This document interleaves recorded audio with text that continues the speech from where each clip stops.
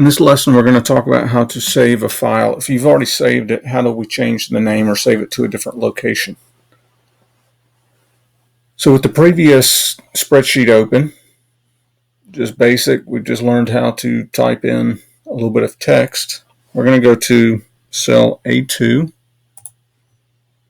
And in my other video, I told you that if you select this cell and you just start typing, it's going to type right over what you had. If you want to add to what you already have in the cell, you need to go up to the formula bar and put your cursor in there. But we're going to replace, and we're going to type 87 East Broad Street. Hit enter to go to the next line. Columbus, Ohio, 43215. Press enter. And we've already saved this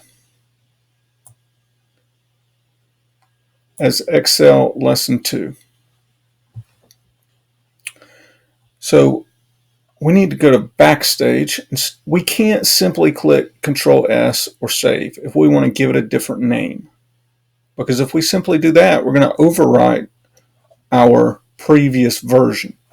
So we're going to go to File. We're going to Save As. We're going to Browse. We're going to put it in the same folder that we put our previous copy of this. So in my Excel Lesson 2 folder. And instead of Excel Lesson 2, I'm going to call it, I'm going to type O2 Fabricam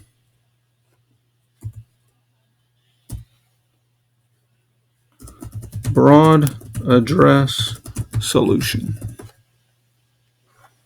You can name it whatever you want to. The whole point is that we're changing the name. We're going to leave it. It's going to save a new version of this to the same folder. We're going to click Save. And now it should say O2 Fabricam Broad Address Solution or whatever name you gave it.